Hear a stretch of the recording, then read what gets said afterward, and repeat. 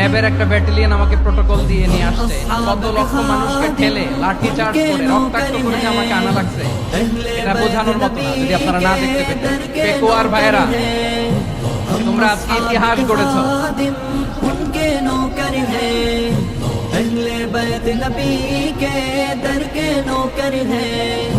हम सिद्दीक उमर वाले, हम उस्मान हैदर वाले, कभी न झुकते हैं, कभी न बिकते हैं, कभी न झुकते हैं, कभी न बिकते हैं।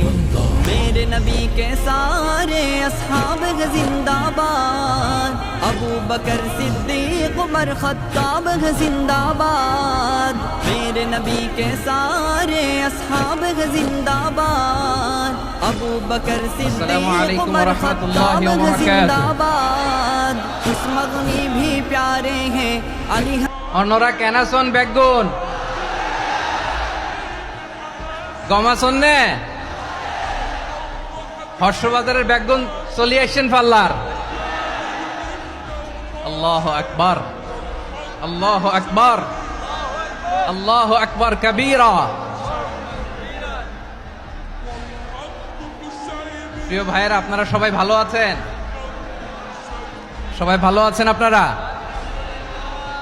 অনেক কষ্ট হয়েছে আপনাদের, আমি জানি। আর অল্প সময় একটু কষ্ট দিব। সকাল 10টা থেকে রাত 10টা পর্যন্ত 12 ঘন্টার একটা প্রোগ্রাম। এই তো 10টা বাজতে আর অল্প কিছু সময় বাকি, আমি শেষ করে দেব ইনশাআল্লাহ। 3 দিন আগে আসছো? আচ্ছা, মাশাআল্লাহ মাশাআল্লাহ। আমাদের একটা প্রতিবেশী দেশ আছে, আমরা আমাদের দেশ নিয়ে যত ভাবি তারা তার চেয়ে বেশি ভাবে। কথা বুঝতেছেন না? আরো ভেঙে বলতে হবে। হ্যাঁ, আমরা আমাদের দেশ নিয়ে যত উদ্বিগ্ন, এদের আরো টেনশন বেশি। বলেন, আমাদের দেশে শান্তি আছে না নাই? আমরা হিন্দু মুসলিমে কখনো দাঙ্গা লাগে? আসতে বলেন, কেন লাগে? ওদের পূজা পর্বণে আমাদের মাদ্রাসার ছেলেরা যে পাহারা দেয়, চিল্লায় বলেন ঠিক কিনা? আমাদের তাফসির মাহফিলের সময় ওরা ডিস্টার্ব করেন, ঢোল বাজায় না। ওদের পূজা পর্বণের সময় আমাদের তাফসির মাহফিলের ডেট হলে আমরা চেঞ্জ করে দেই। সুবহানাল্লাহ, কি সাম্প্রদায়িক সম্প্রীতির রোল মডেল। আর ওই বাংলাদেশের ব্যাপারে তারা অনেক ডিস ইনফরমেশন ছড়াচ্ছিল। ভারতের অনেকগুলো গণমাধ্যম, আমি জেনারেলাইজ করব না, আমাদের প্রতিবেশী দেশের সব গণমাধ্যমকে আমি দোষ দিতে চাই না। অনেকগুলো গণমাধ্যম তারা ডিস ইনফরমেশন শেয়ার করেছে। ডিস ইনফরমেশন আর মিস ইনফরমেশনের পার্থক্য আছে। মিস ইনফরমেশন না জেনে ভুল বুঝে একটা মিথ্যা বা ভুল তথ্য ছড়িয়ে দেয়া, এটার ক্ষমা আছে, এটার কি আছে?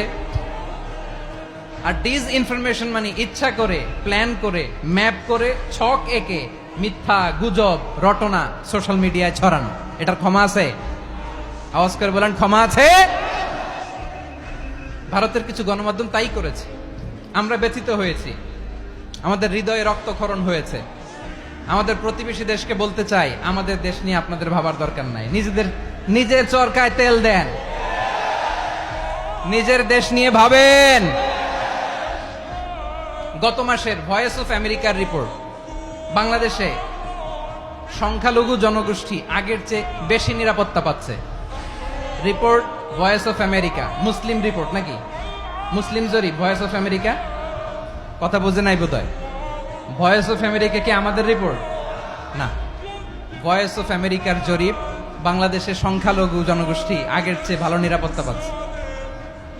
শুধু এখানেই শেষ না, মাইক্রোসফটের একটা জরিপ শোনাই আপনাদেরকে। তারা সারা পৃথিবীতে গুজব, ভুয়া আর মিথ্যা নিউজ ছড়ানোতে কোন দেশ সেরা একটা রিপোর্ট করেছে। এর মধ্যে 1 নম্বরে এসেছে ভারতের নাম। মাইক্রোসফট তো মুসলমানরা চালায় না? কথা বোঝে নাই বোধহয়। প্রতিবেশী দেশকে বলবো, আপনারা নিজের চরকায় তেল দেন, আপনারাও শান্তিতে থাকেন, আমাদেরকেও শান্তিতে থাকতে দেন।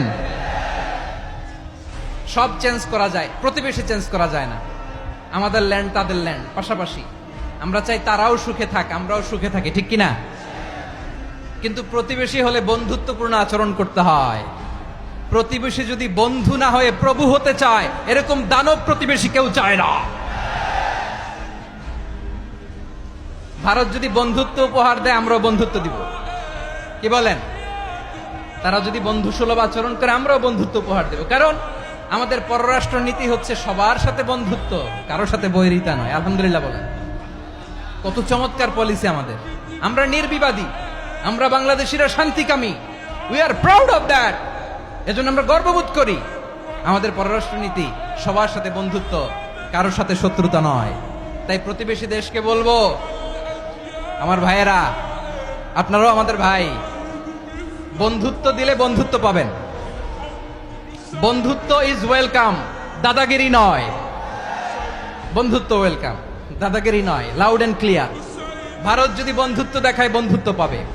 কিন্তু ভারত যদি বাংলাদেশে আধিপত্যবাদ বিস্তার করতে চায়, বাংলাদেশের 18 কোটি জনগণ সেটা রুখে দেবে। ভারত যদি গৌর গোবিন্দের ভূমিকায় নামতে চায়, দেশের 18 কোটি মুসলমান শাহজালালের ভূমিকায় নামবে।